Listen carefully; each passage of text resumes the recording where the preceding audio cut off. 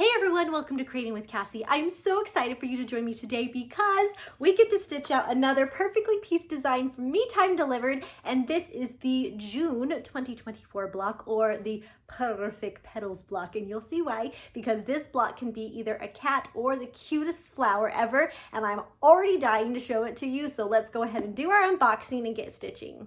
Okay, let's break into this box and see what's inside. This is my favorite part. Ooh, look at this purpley color. It's very much like a gray purple. Gives me a hint what we're gonna find out inside this box, but I absolutely love it. Just as a reminder, if you have questions about what you're getting in your box, it's all here, including codes for the fabric, and you can order any more fun extras just straight here from the card. I showed you the perfectly pieced binder on a video not long ago. I love it. It's so great to hold all of my instructions. So that's what's in there. The fabric, I'm dying. We're gonna have to wait. We're gonna put it aside for a second. Look at this button.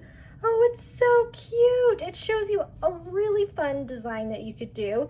I totally want a pillow with this design. I can imagine like doing a really simple background back here and using colors that just really pop and show you this design. It's so pretty. Ooh, we have a bag here of little beads, and I think this has to do with one of our special projects, so that's really cool. We're gonna set that aside. Our gorgeous color from Glide this month is wheat, and it is definitely a wheat color. It's really like a dark cream color with a little bit of gray in it. That's our wheat color. Super pretty. That's what it looks like. Love the thread. And then we have in here, oh, it looks like some stuffing.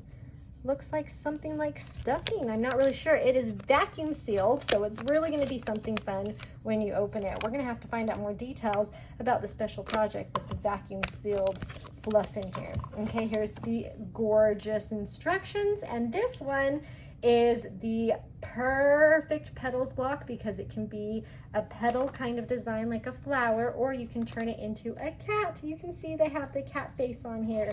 It is going to be so cute. Okay, this is where the button design came from. And then you have the really cute kind of almost a flower design. It looks like big, pretty petals. And then you have the cute little kitten faces. If you're a kitten fan, look how cute that is. I absolutely love it. And then the special instructions, which is what we need these for, is the little pin cushion. You can make a cat pin cushion or that really pretty Purrrfect Petals pin cushion project. So fun. I absolutely love it. It's such a cute looking block. You can see all the gorgeous instructions.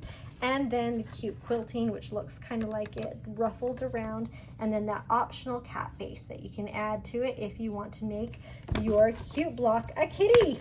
And then there's a picture of the projects already made. So cute. I absolutely love it. Okay, I'm going to put all the fun things back in, except for my button that's going on my pin board. And let's dive into this fabric.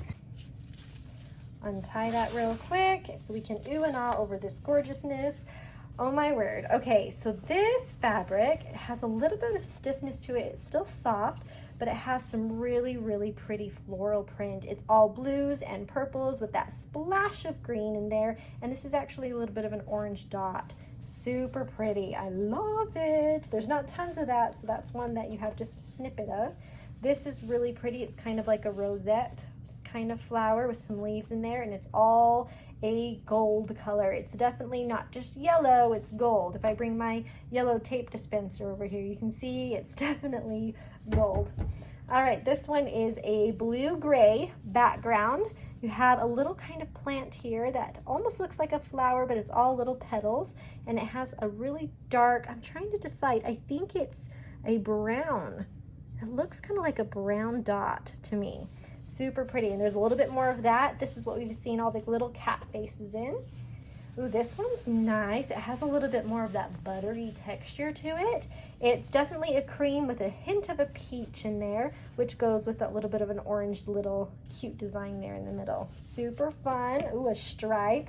We gotta love a stripe every once in a while. This is green. It's a little bit of a green colored stripe, and they're just thin and it's really cute. Okay, kitty cats, here you go, guys. Here's your kitty cat fabric. I love it. It's so fun. Look at those cute little faces. If you're a cat fan, that fabric is for you. All right, and then this one is, oh, it's very nice. It's soft and it has more of a purple than a gray tone, so definitely that purpley color, but it definitely reads gray, and it has just a teeny bit of design, and it looks like they're almost blue, a little bit of a blue-gray in that fabric. So cute. I love it. Now I'm going to have to figure out what fabric I want to show you when I show you how to make this block. As always, make sure you starch and press each of your pieces really well. You can starch before you cut or after you cut, whichever way you like better. Okay, I have already loaded my embroidery file into my machine, which I found on my Me Time Delivered account, and I have hooped my lightweight mesh stabilizer so that we can go ahead and get stitching. And the first thing we're going to stitch is the placement line for our batting. And I'm stitching everything in that wheat colored thread that we got in our box this month. It's just kind of fun to use the color that we got in the box while I'm stitching this for you so that you can really see that color. Though during the whole piecing process, you can just use white colored thread and then switch to your embroidery thread for the final quilting of your block. So this here is just the placement line. So you can clearly see the placement line right here stitched on our stabilizer. So we can take our batting, slide it onto our hoop, making sure that we completely cover that placement line. I like to smooth it in place. If you'd like, you can go ahead and tape it, and then you can go ahead and stitch the tack down line. And this is going to go around 2 times so that you can have this well stitched to the stabilizer, especially since we're going to be trimming this down close to the stitch line. So I'm going to go ahead and let it stitch that. Now that I have that tack down line stitched all around on my batting, I'm going to take my curved scissors, or you can use your duckbill scissors, whatever you like to use so that you can cut nice and close to that stitch line without trimming any of the stitches. And these scissors that have a curve just makes it a lot easier for us to come around and trim. It's because they curve up and we're not going to be trimming the stabilizer. So we're going to go ahead and trim all 4 sides of this, and then we can return our hoop to the machine. Okay, now that we have everything all trimmed, it's time to stitch my favorite part, the piecing template. It's our roadmap, our guide, tells us where everything is going to go, and it's just so much fun to watch.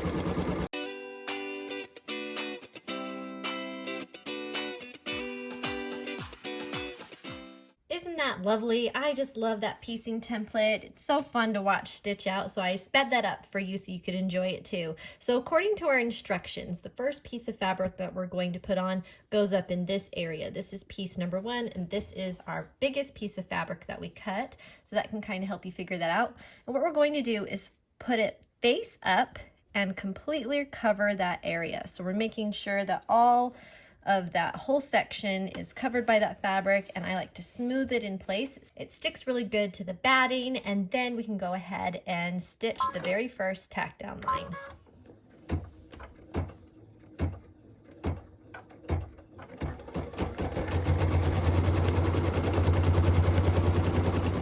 Once we have that first tack down line stitched, it's time to trim. So we'll go over here and take the excess fabric and hold it taut and trim it off. We can either toss that away or save it if it's a big enough piece for later. And then we're going to grab piece number 2, and we're going to take it and flip it over so that the pretty side is face down. So we have this face down, and we line it right up against that stitch line, making sure that both sides are touching the stitch line. Smooth it in place, and then we can return this to our machine. What we're stitching now is the tack down line for piece number 2.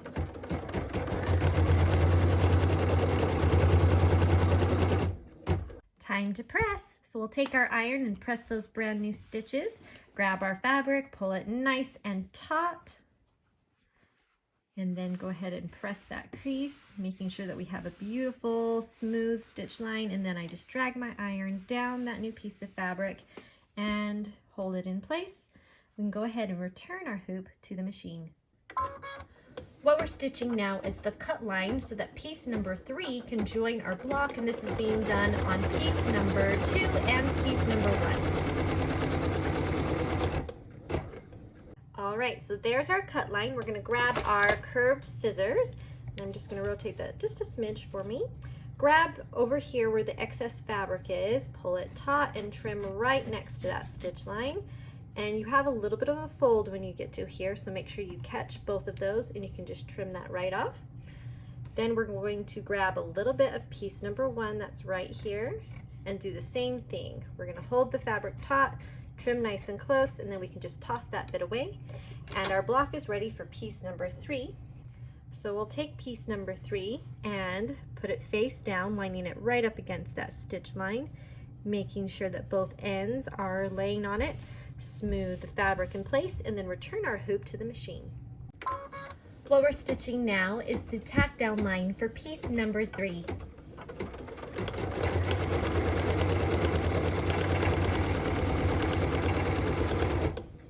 Time to press. Press those brand new stitches. Grab the fabric, pull it nice and taut, and smooth it against that stitch line, making sure that you have a beautiful crease. So I'm just going to push it all the way towards the outside of my block. When I'm satisfied, I can go ahead and return the hoop to the machine. What I'm stitching now is the cut line, so piece number 4 can join our block, and this is being done across piece number 3, piece number 2, and piece number 1.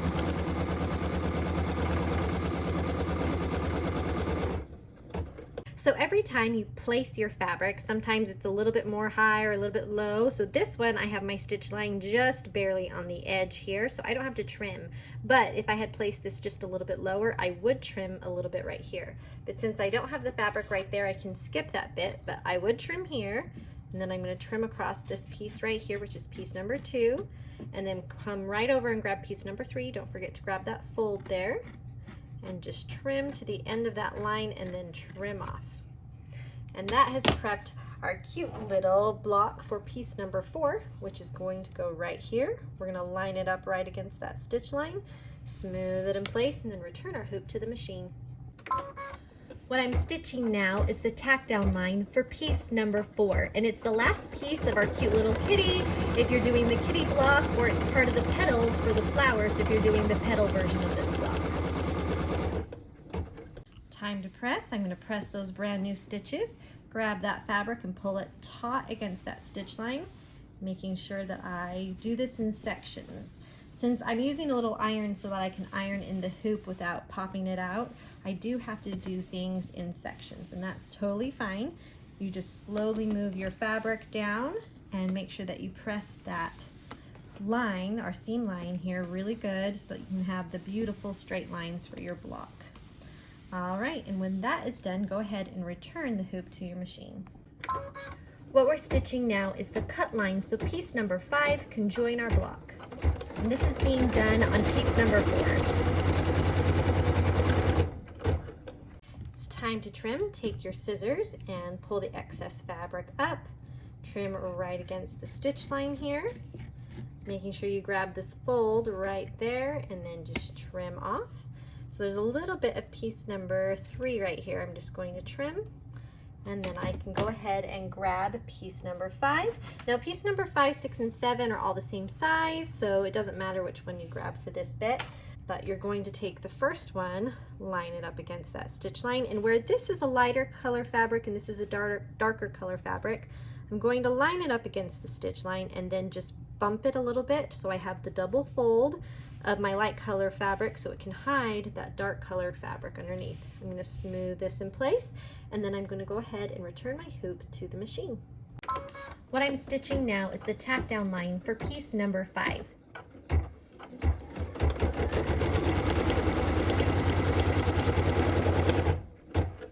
Time to press. Press those brand new stitches, grab that fabric, pull it nice and taut against that stitch line. Make sure that you press that stitch line really well, and then we're going to smooth our iron down across the piece of fabric. And I am going to make sure I put a crease right here so my fabric bends up against the edge of my hoop. It just helps my fabric stay right where I need it to have that bend in there. All right, and then I can return my hoop to the machine. What we're stitching now is the cut line, so piece number 6 can join our block, and this is being done on piece number 4.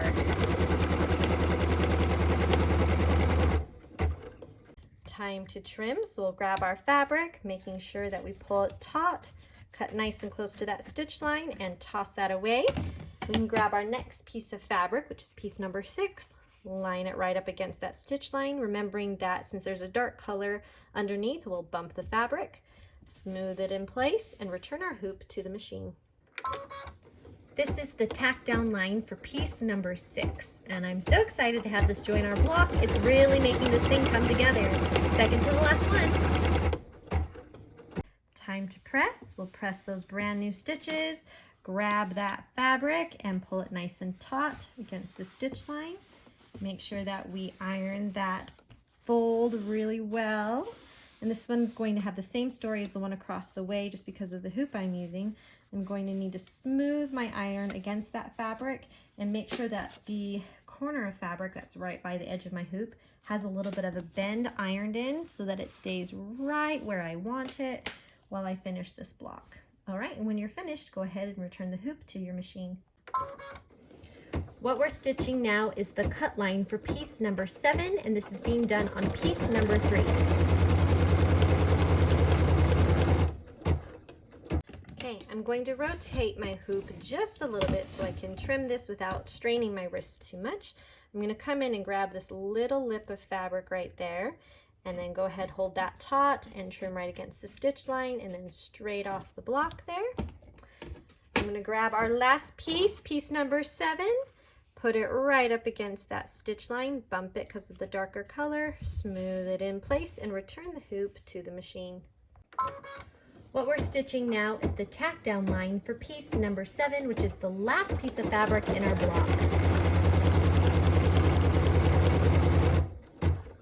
Time to press. Press those brand new stitches.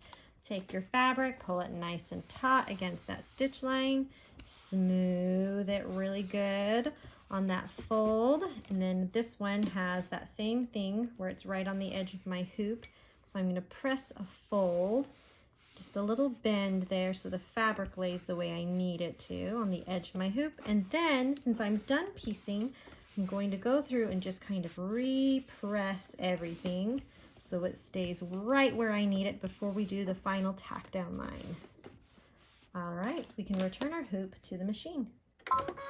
What we're stitching now is that final tack down line. It shows us the actual shape of our block and the size, and we really see what this block is going to look like without the excess fabric. It's just such a fun part of the process. I love it, and once we have this done, you can kind of see how it could be a pretty petal block, a beautiful flower, or it could be the kitty cat block. That's why they call this the Purrrfect Petals block, because you can do either one. You just really can see it start showing up. All right, there it is, looking good. So at this point, it's time to do the all over quilting. And you can make a choice at this point to put whatever color thread you have or whatever color thread you would like to in here. I'm gonna leave my wheat color that they gave us in our box so it can be quilted in that wheat color. But if you're doing different colors of fabric, this is the point where you would switch your thread so that you have the right thread that you want for all of your quilting. And I'm gonna go ahead and let it get quilting.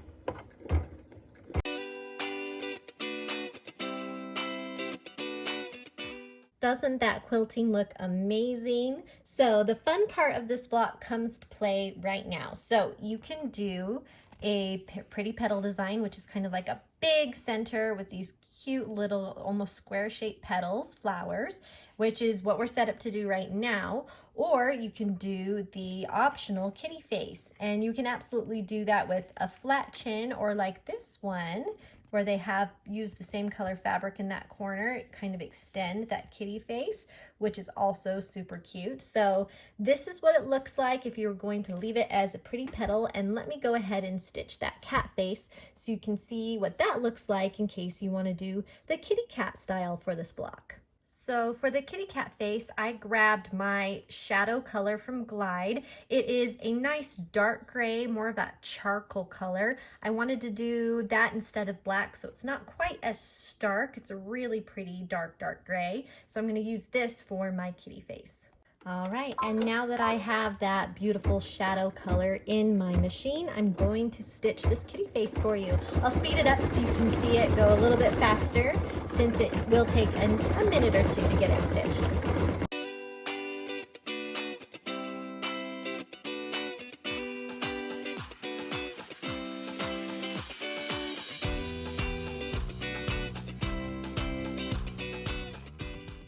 Are you ready to see this block? Look at it. It's so cute.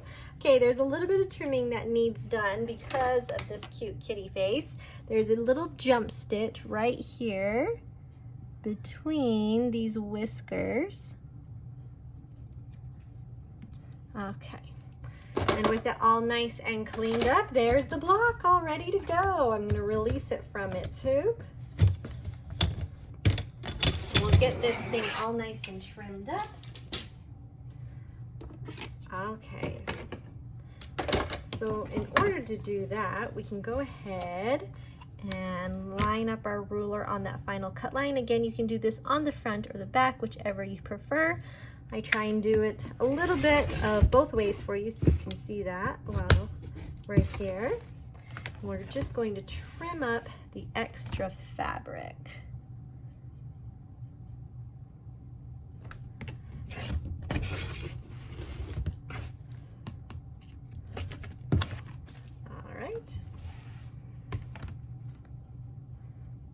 Line it up right on that cut line and trim.